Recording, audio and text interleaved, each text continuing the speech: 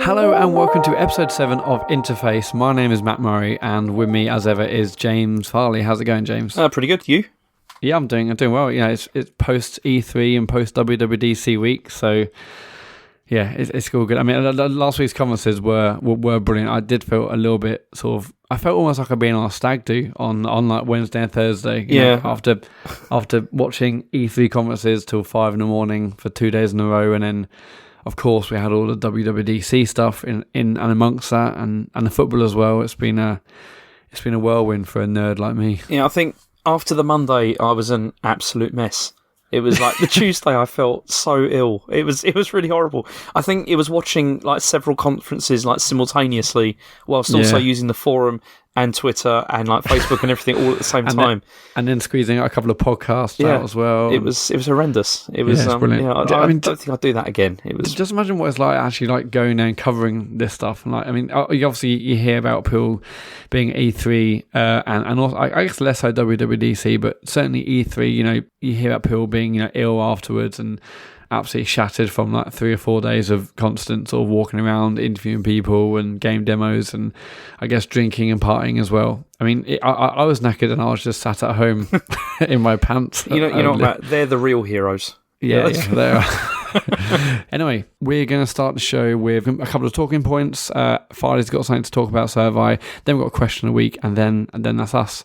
So James, what do you want to talk about this week? Well, the first thing I wanted to talk about was the removal, or the fact that you can remove stock apps from with iOS 10.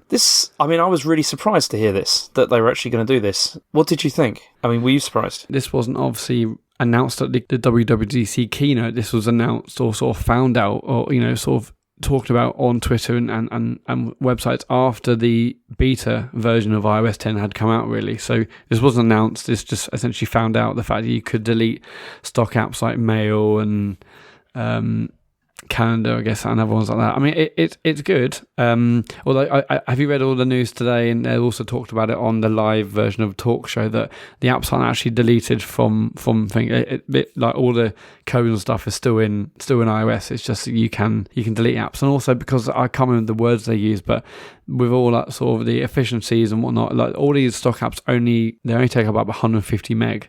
So it's not a space saving thing. It's just, I guess, a cleanliness thing. So you don't have like a folder which is called like Apple, which has loads of random crap Apple apps that you're never going to use.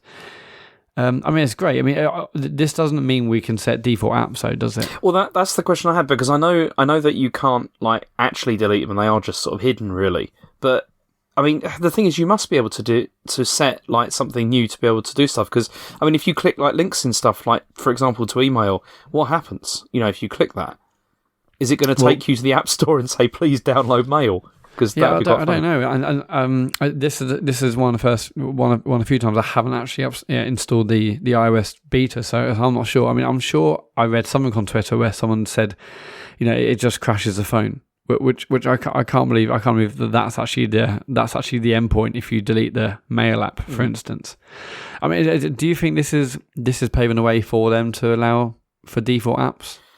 It's something that people have requested for so long. I'd imagine so, because I mean, they're not going to just let you like remove stuff and then have no function for like those things when you click on them. I can't see that. I mean, how many of the stock apps do you use? Do you like use many of them? Well, I like flitted between using them all the time and none. At one point I was using Sunrise for calendar and Outlook for email, which I still do. And then when the Apple Watch came out, I started using all the default apps, so I could say, "Hey Siri, send an email," or set a calendar appointment. But then I just thought I look really basic if someone looked at my phone and I'm using all the default apps still. So I use Outlook for Mail because that's brilliant, and I still use the default calendar because it seems to work well with my work calendar and whatnot. So yeah, I use some. I mean, and I actually what I do is I use Outlook for my personal email and the Mail app for my work email. So I split it that way. Other than that, I can't think of many other default apps. I mean, I use things like Notes because Notes is really good, and I use that to share data across my devices. Mm-hmm. But I don't use an awful lot. Yeah, I mean, how about you? For me, I mean, apart from stocks, which obviously I'm using constantly. Oh yeah. You know, because I'm always checking my stock. Yeah, that's on my home screen. Yeah, absolutely. Yeah, but I mean, I use the same as you. I mean, I use Notes, quite a fair bit. Although I actually use OneNote most of the time because I use it for my work because it's just a lot more powerful. Love Microsoft. No, it's just look at the alternatives. What are the alternatives? Evernote is not what it used to be. It's not as good as it was. And Notes, just standard Notes, is not powerful enough. And OneNote really is quite good actually, and it works on everything as well. I used to use Simple Note, which is. It's super, super simple. It's like mega basic, but you can go into the website and there was a web version. There's the iOS version. Mm-hmm. I think there's even like a desktop Mac app for Simple Note as well. So I used to use that, and now I'm just happy using Notes. Yeah, I mean, I use Mail as well. I mean, mostly for the same reason as you, and also reminders because you can use it with Siri. But then, oh yeah, reminders are so nice because I tend to use Wunderlist for my shopping lists, and Wunderlist does do reminders, but I just don't find them as reliable. And again, the ability to say, "Hey Siri, set a reminder," it's just like that's why it's good to use. The default apps, but obviously Siri, as we announced in the last episode, we didn't announce it. It wasn't. I mean, as we reported on, as we talked about, Apple have obviously opened Siri up to devs now. So maybe someone like Wunderlist could set it. So when I say, "Hey Siri, set a reminder," it knows it's associated with Wunderlist. I don't know how it's going to work. See, and that would seem to kind of indicate that they are going to let you set defaults because that would surely be the easiest way to do that. I guess so, yeah. It would be fantastic if that was the case. I mean, I rarely find myself with the issue of, it's open up a random app, because loads of apps now, you can sort of set defaults within the app. Mm-hmm. I can't think of an example now, but I'm sure there's certain apps whereby you can actually set which browser app you want links to open into. Yeah, Tweetbot. Does that kind of thing. Yeah. So it opens in Safari, or I think it can open in Chrome if you set that. And other apps, I think Outlook itself, I think that might have like an internal browser, or that can go out to Safari. So yeah, a lot of apps are finding like Word does that. If you want to send files, you can choose to send it through Outlook rather than through the Mail app. Yeah, so a lot of apps are sort of getting around it, and it's not something. I mean, obviously, the idea of setting out default apps is good. It gives more power to the user, but if it was announced tomorrow, it wouldn't change my life. It's just it's a nice to have. But I'm sure for some people, actually, would absolutely kill for the ability to set default apps. Mm-hmm. Yeah, just briefly going off on a tangent here with, like you said, you use like reminders and stuff for like shopping lists. Have you ever tried Bring? Have you heard of this? Bring? No. This is an app which is basically, it is a shopping list app, but it also works with the watch as well. And it's the best one I've come across because it's purely for shopping, so it already has a lot of the stuff that you want to buy like loaded into the database. So it's really easy to just to put up a shopping list. But you can also share it with other people as well. So if they've got the app as well, like with my wife, sometimes if I'm already gone to the shops, she adds new stuff to it. While I'm there, it's really quite good actually. It's totally worth. Yeah, so I've used Wunderlist, for years, for to-do lists and reminders. Although it's not that it doesn't feel as solid as the default reminders app. But I also, in the early days of Apple Watch, I said Wunderlist was the best. It was the best app for Apple Watch because I could basically have my shopping list on my watch as opposed to my phone and having to I'm listening to a podcast while shopping. I have to take the phone out of my pocket, slide to unlock the phone, look at the list, close it, back in pocket, I take it out, etc., which is annoying. I know this is a total first world problem, but it was annoying.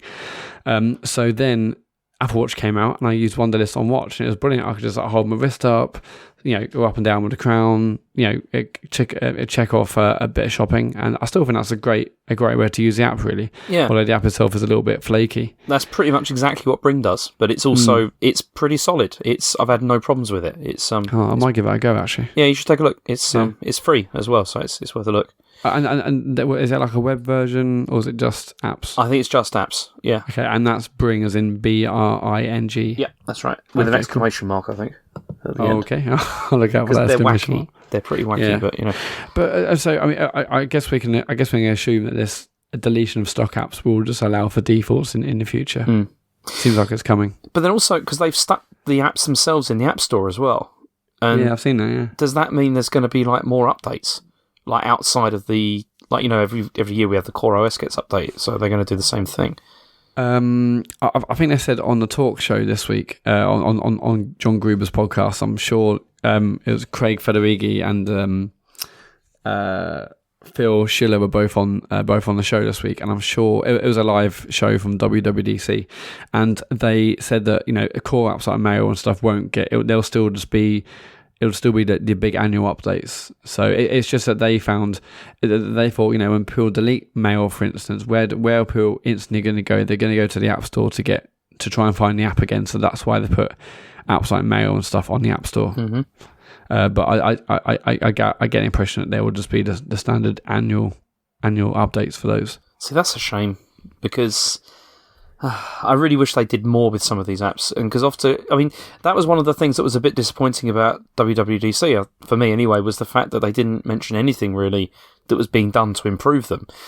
And they really do need quite a lot of work, some of these apps, particularly Mail. I mean, it doesn't work that well with Gmail.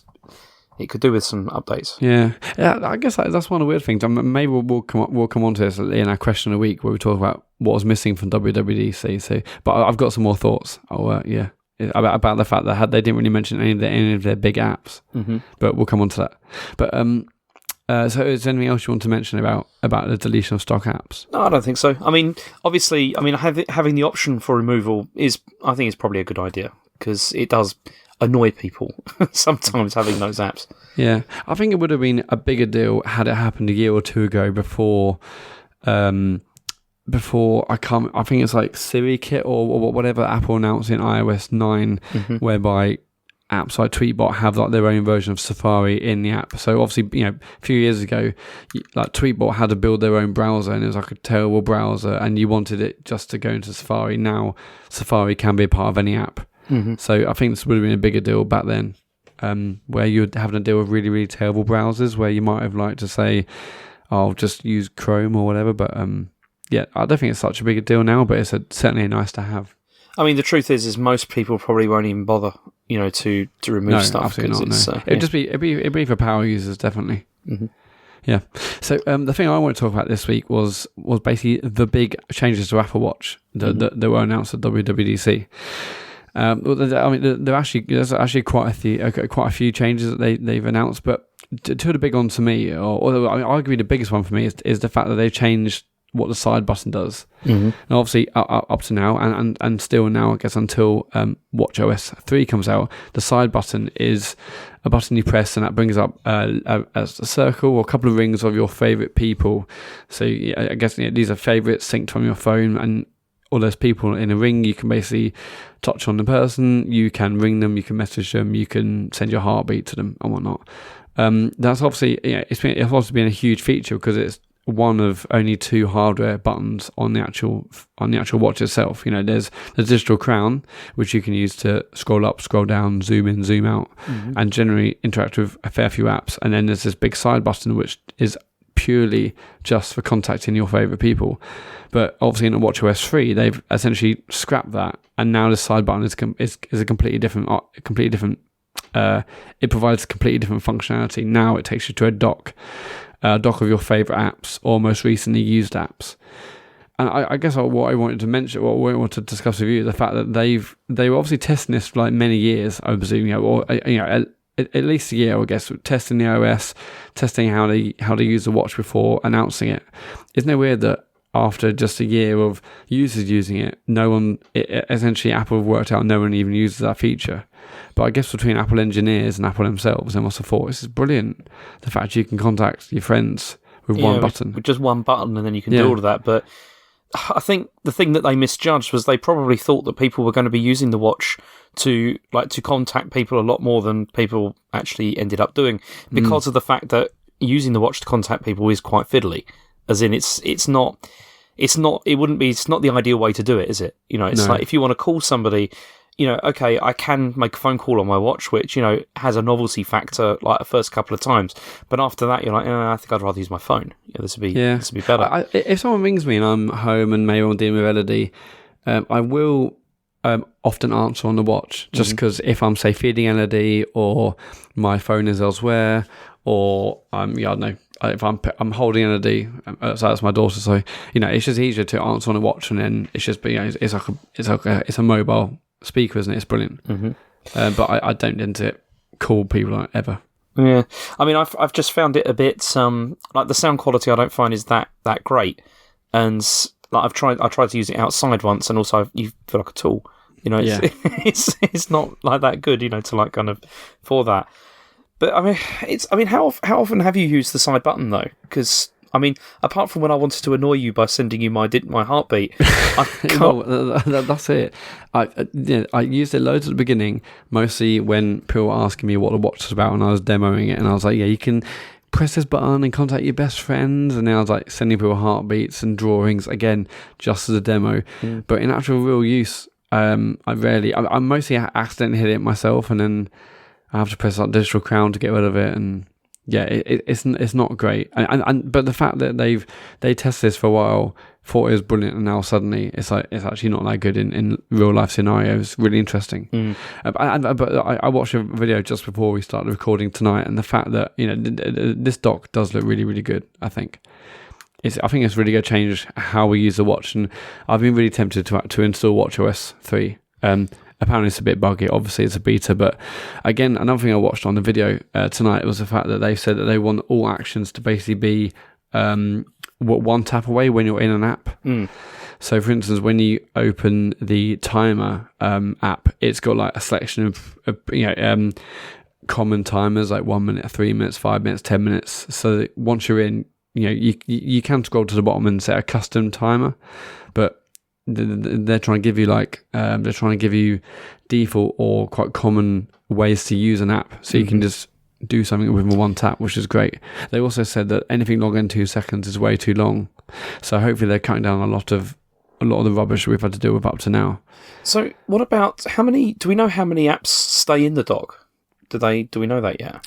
No, I was going to say 10, but I'm not sure where I've heard that or if I've just made that up. But it doesn't look like many. In the video I've seen on the Verge today, was just like cut out from last week's WWDC conference. But yeah, I don't know how many. I don't know. I also, it's not clear if it's just recent or if it's some you can set to stay in the dock at all times or what. But, yeah, because also, I mean, this means glances are gone as well, which, I mean, glances were kind of a cheat anyway, to try. They were a cheat, but I use the music one. I didn't use it all the time, but sometimes it was just easier just to swipe up, get the glance up for the music app and then press pause to pause the podcast instead of getting the phone out of my pocket or pressing on the button on the headphones.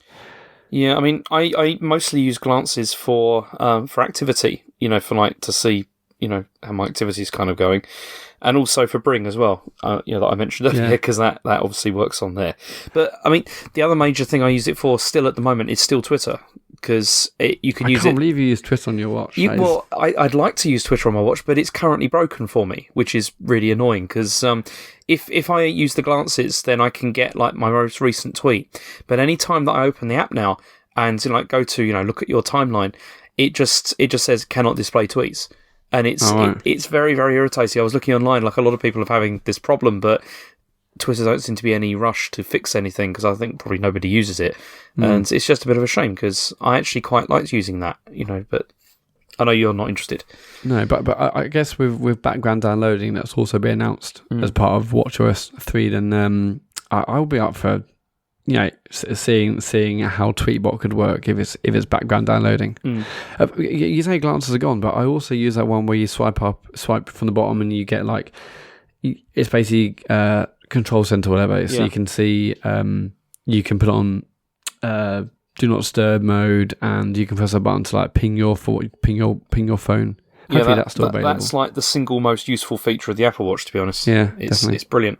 So I've got to imagine that's still a part of it. Yeah, I should think. Well, no, I thought from the stuff that we saw at the conference, it looks like it still has that, maybe as a dock item, but it was expanded with loads of new stuff you could do as well.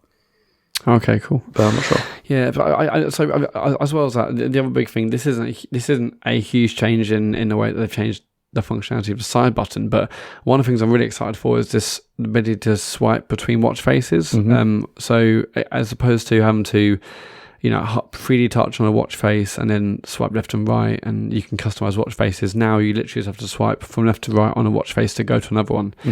Now, when I first saw the conference, I thought, okay, it's a great way to switch from sort of the modular watch face to the Mickey Mouse one or whatever. But it's much more than that. I've read a really interesting article this week, and I really can't remember who wrote the article, so I do apologize. But it was basically someone saying that they were changing watch faces in the watchOS 3 beta, not just to say match what they were wearing or to give them different functionality, but actually depending on what they were doing. So they would switch to a certain watch face when they were shopping because it had the Wonderlist, say, complication, or they would switch to another one because this had specific fitness elements to it, which I think is really, really interesting. So now you say, okay, I'm doing a certain activity, I'll switch to a certain watch face specifically for that activity, which isn't really how I have been using watch faces. I pretty much just use like 2 or 3, and those have all the complications I want.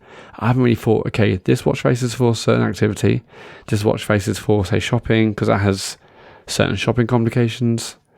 So I think that's a really exciting and really interesting way to use watch faces now. Yeah, you see, I'd never thought of that either. I mean, you could still kind of do that now. It's just that you'd have to use, the 3D touch to actually activate it. But that's still, maybe I might try that and see which complications I can change. I'm going to try and find this article because it was really good. And there was probably many more examples that the person who wrote it gave. But I just never really thought about it in that way, that you're swapping it for different activities. This is something that people have wanted, for a long time. I've said, why doesn't the watch know when I'm running? Why doesn't the watch know when I'm in Starbucks, so it instantly brings up the right app? I mean, this is a way of you manually doing that. If you're on the way to Starbucks, you can maybe swipe to a certain watch face which has Starbucks complication or whatever, I don't know. But this is the way you do it manually, but this is starting to get towards a thing where people want, where the watch will automatically know where you are in certain circumstances and provide the right apps for that context. Yeah. So I think that's really interesting. I'm as the hours wear on, I'm super, super tempted to install watchOS 3. Yeah, but you see, I'm just thinking, like, particularly stuff like, like the activity watch face. Like, whenever I go and do exercise, which I do actually do from time to time, it would be really handy to, like, just have that running. Do you know what I mean? So then I didn't have to, like, keep touching things, on the watch. The watch faces I use, essentially, all the watch faces I have all have the same complications. They have, one of them is world time, which I've got as like just a digital version of a time, obviously. One of them is the activity complication. One of them is dark sky, and the other one might be weather or something else maybe, but all the watch faces have the same complications. I'm just changing the watch faces purely for design and purely to match whatever watch band I'm using or whatever I'm wearing. But I've never really thought about it in this different context of different watch faces for different activities. Okay, again, going off on another tangent, I want to ask you about Dark Sky, because I've got it and I've used it a couple of times. Do you just find it like totally destroys your battery though?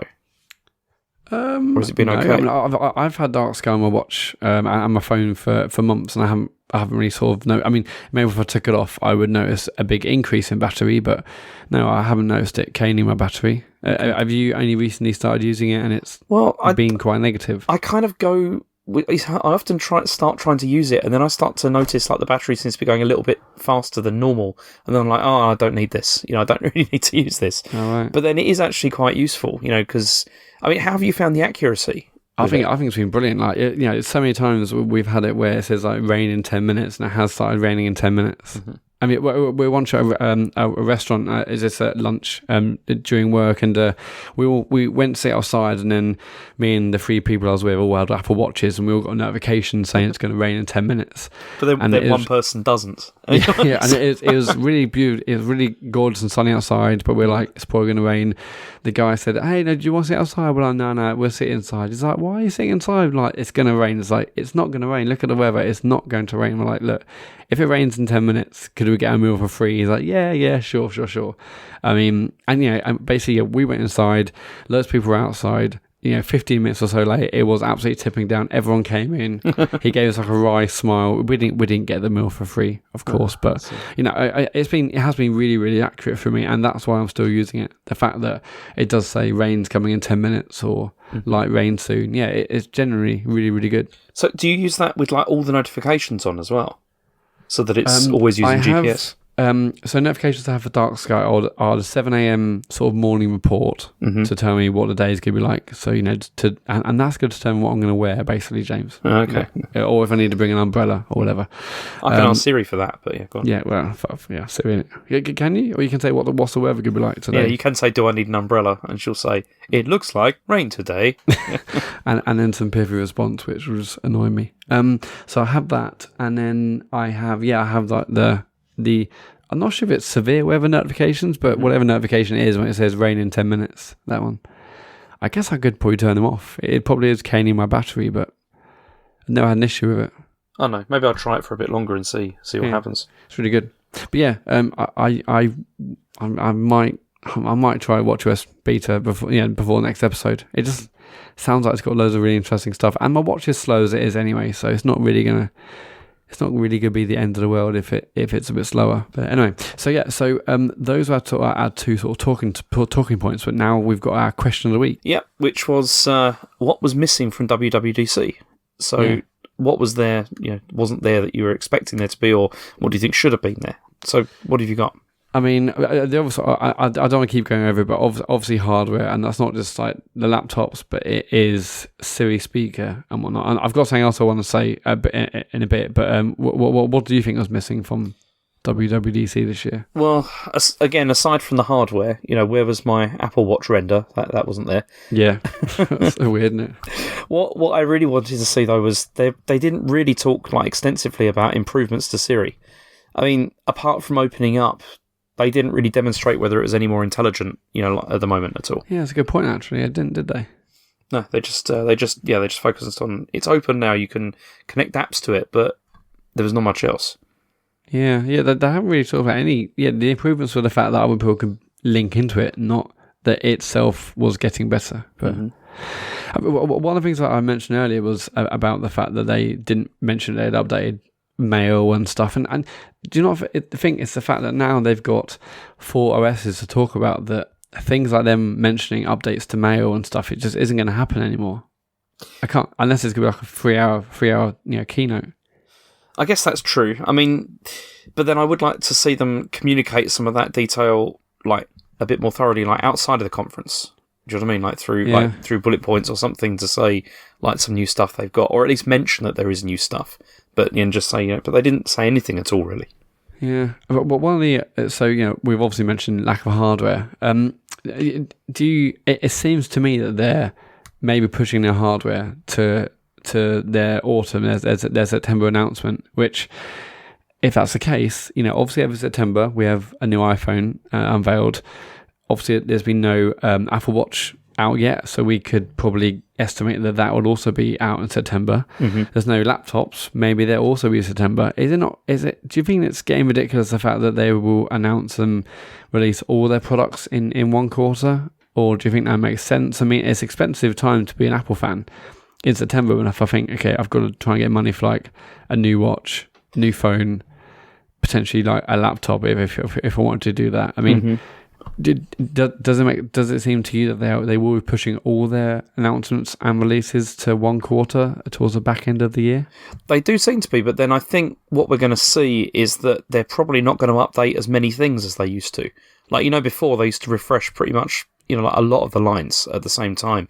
Maybe they're not going to do that so much now. I guess obviously iPad doesn't seem like it's going to be an annual update. Neither will Apple TV. Neither will the laptops. So are we thinking it's just going to be the phone and the watch as like the big annual updates, and everything else will come as and when? But even if that's the case, there'll still be an iPad update, and that will almost certainly happen again in September. And when the Apple TV update comes, that will also be September. Did you see the watch being an annual update? Or, I mean, obviously it got announced November 2014 and then released in April 2015. So it's been a fair long time since the last one, or since the first model. See, I'm not so sure we're going to see a new one in September, as in like coming out in September. It may still be a bit longer. Yeah, but before WWDC, I would have thought, oh no, I'm sure we'll have one. But now it feels like they're still making so many strides with the software that it sort of almost don't need to sort out the hardware right now, because hardware isn't a huge issue. Yes, it's not very thin, it's a bit bulky. Battery life is great. It's not incredible, but it's great. It does a solid day and a half for me, unless I'm caning it or whatever. So yeah, I think you could be right. I wouldn't be surprised actually if they don't release new hardware for it this year, because I think they're still making so many changes software wise, and I think once that settles down a bit, then they'll have more of a reason to shift the watch. I also think they want to be in a much better position, so when they say here's Apple Watch 2, that the watchOS is also really strong and it does things people want to do in like a second or two. I think releasing Apple Watch 2 now, with the OS in a bit, it's still sort of trying to find its feet. There'll be other reviews saying, yeah, it's okay, it's a bit slow, and Apple doesn't want that again.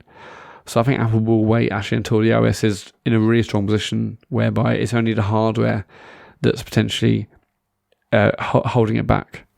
So I think you're right there, definitely. Yeah, I guess we'll see. I mean, I'm just a bit disappointed that they didn't show so much with Siri as well, because I mean, most of the other companies seem to be going towards this whole thing of having, like, more, not artificial intelligence, but more sort of assistance. And Apple already seems behind with that, and now they're still not really doing anything. But then sometimes I think, does it matter? Because I'm not completely convinced that this whole assistant thing is really a big deal. I'm not really so sure. Yeah, I mean, it's a nice idea, but it's not something that's... No, I'm not saying I'm using it a lot, but maybe I'm not using it because it's not great. I mean, when I had tried Android for a bit a year or so ago, Google Now was brilliant. The fact that I could swipe to the left and it would show relevant information, to me, such like maybe like the Crystal Palace score or the weather and stuff. That Google Now felt like the best thing in Google, definitely. Where Siri, it's not really doing anything for me. But maybe it's just going to take developers to actually show what Siri is capable of, and maybe once people like the people developing Tweetbot or Wunderlist or other apps that I use, maybe once they've baked Siri into what they can do into their apps, maybe I'll see the real benefit of what Siri can do. Yeah, I guess so. So that's it for this week for this episode of Interface. Thank you ever so much for listening. The show is available on iTunes, so please subscribe and leave a review if you want. We're on Twitter, we're at InterfacePod. We're on Facebook.com/InterfacePod, and we're also on YouTube. Notes about the episode are available on interfacepodcast.squarespace.com/episodes/7. Thanks so much for listening. James, thank you. Thank you, Matt, and happy Father's Day. Oh yeah, happy Father's Day to you. Yeah, we're going to talk about that at the beginning, but oh well. And thanks ever so much for listening. Goodbye. Bye-bye.